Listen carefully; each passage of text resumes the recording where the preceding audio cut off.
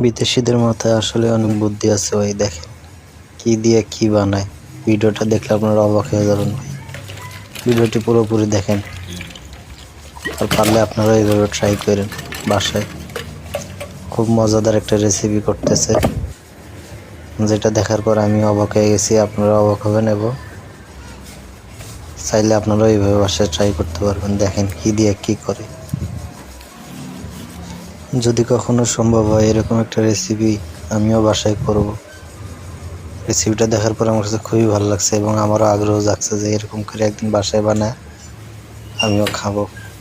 দেখেন এটা মনে হয় ভাপ দিতেছে, তারপরে পাকা আম গরম তেলের ভিতরে দিয়ে, গরম তেল না ঠান্ডা গরম তেল, পাকা আম ভাজতেছে। তারপরে এগুলোকে ছাড়াই নিল।